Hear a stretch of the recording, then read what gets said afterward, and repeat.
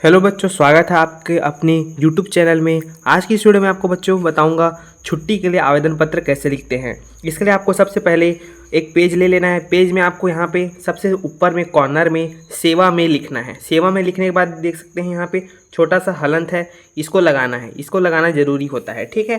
फिर उसके बाद यहाँ पर आपको देखेंगे, यहाँ पर आपका जो भी रहेगा श्रीमान प्रधानाचार्य जी, श्रीमान प्रधानाचार्य जी। फिर यहाँ पे छोटा सा हलंत लगेगा। फिर आपके विद्यालय का नाम रहेगा। यहाँ पे आपका कौन सा विद्यालय है। मेरा विद्यालय का नाम सरस्वती शिशु मंदिर है, तो यहाँ पे मैं अपना विद्यालय का नाम लिखूंगा, सरस्वती शिशु मंदिर। फिर उसके बाद उच्चतर माध्यमिक विद्यालय, आपका विद्यालय किस स्थान पे है इसको लिखना है। जैसे कि मेरा विद्यालय मस्तूरी में है तो मैं मस्तूरी लिखा हूँ।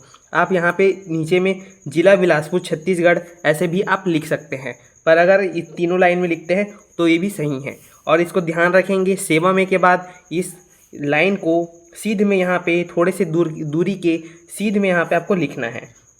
फिर उसके बाद एक लाइन छोड़ेंगे हम लोग बच्चों। फिर उसके बाद यहाँ पे आपका विषय रहेगा। विषय क्या है, यहाँ पे छुट्टी के लिए आवेदन पत्र। तो परीक्षा में या फिर प्रश्न में पूछा जाता है कि 3 दिवसीय अवकाश हेतु आवेदन पत्र लिखिए। तो यहाँ पे विषय है 3 दिन की छुट्टी के लिए आवेदन पत्र। यहाँ पे आपको इस तरीके का विस्मय बोधक चिन्ह भी लगाना है। यहाँ पे आपका चिन्ह बहुत ही मायने रखता है, विस्मय बोधक चिन्ह। और यहाँ पे आपका एक कॉमा और यहाँ पे एक कॉमा, ये आपका लगना ज़रूरी है। फिर यहाँ पे नीचे में एक लाइन छोड़ेंगे बच्चों, ठीक है।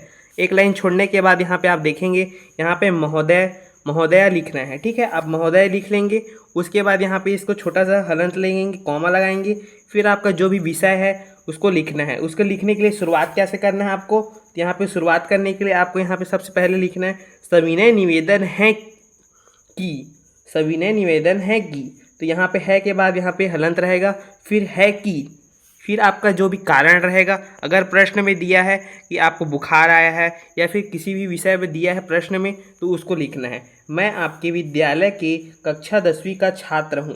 पहले आप अपने को परिचय देंगे। अगर आप कक्षा 12वीं के छात्र हैं या 11वीं के छात्र हैं या 5वीं के छात्र हैं, तो यहाँ पे क्या लिखेंगे, 5वीं का छात्र हूँ, या फिर जो भी जिस भी क्लास में आप पढ़ रहे हैं उसको लिखेंगे यहाँ पे, ठीक है। तो जैसे 10वीं का छात्र हूँ।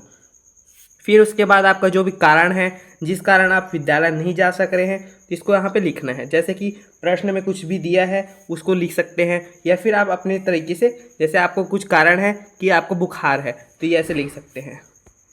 यहाँ पे जो भी आपका विषय है इसको आप लिखेंगे। जैसे मुझे कल रात से तेज बुखार है, इसके कारण मैं विद्यालय आने में असमर्थ हूँ, इस विषय को लिखना है। फिर उसके बाद यहाँ पे जैसे ही ख़त्म होता है, जैसे यहाँ पे ख़त्म हो रहा है, ये यहाँ पे ख़त्म होता है। अगर असमर्थ हूँ करके यहाँ पे ख़त्म होता है, उसके बाद जस्ट थोड़ा से नीचे में ही अतः लिखेंगे।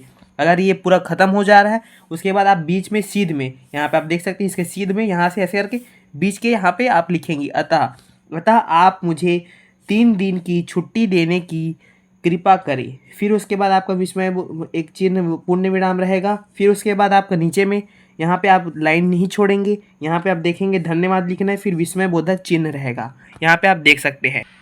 फिर आप यहाँ पे सबसे नीचे में इस साइड में बगल में आप दिनांक लिखेंगे, जो भी वर्तमान समय का दिनांक है यहाँ पे दिनांक लिखेंगे। फिर पालक का हस्ताक्षर, फिर आपके जो भी पालक रहेंगे उनका हस्ताक्षर रहेगा, चाहे इसमें आपका माता पिता का भी, किसी का भी हो सकता है, घर के बड़े का सिग्नेचर होगा यहाँ पे। फिर आपको साइड में आपको आपका आज्ञाकारी शिष्य या शिष्या, अगर आप लड़के हैं तो यहाँ पे शिष्य लिखेंगे, अगर लड़की है तो शिष्या लिखेंगे। फिर उसके बाद आपको लिखना है नाम, फिर उसके दूसरे में कक्षा, फिर रोल नंबर। रोल नंबर कब लिखना है, जब आप यह परीक्षा में ये प्रश्न को लिख रहे हैं, प्रश्न को उत्तर लिख रहे हैं, तब आप यहाँ पे रोल नंबर लिखेंगे। वरना फिर ये रोल नंबर को हटाकर यहाँ पे स्थान बस लिख देंगे। फिर आपका ये पूर्ण तरीके से आपका ये छुट्टी का आवेदन पत्र तैयार हो जाएगा। बच्चों, वीडियो हेल्पफुल हुई तो वीडियो को लाइक और चैनल को सब्सक्राइब जरूर कीजिएगा। इस पैटर्न से लिखेंगे, यहाँ पे आप देख सकते हैं इस तरीके से आपको लिखना है। यहाँ पे से किसी भी प्रकार से मिस्टेक नहीं करना है, क्योंकि एक एक नंबर इसमें बना हुआ रहता है। यहाँ से आप देखेंगे ये 4 नंबर का रहता है, तो 2 नंबर यहाँ पे रहता है, यहाँ पे 1 नंबर आपको यहाँ से मिलता है इतना से।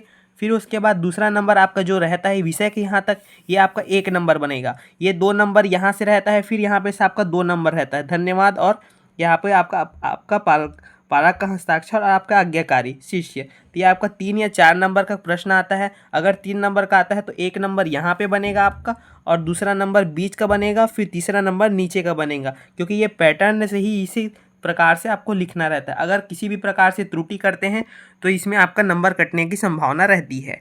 तो बच्चों, वीडियो हेल्पफुल तो वीडियो को लाइक और चैनल को सब्सक्राइब जरूर कीजिएगा। तब मिलते हैं नेक्स्ट वीडियो में।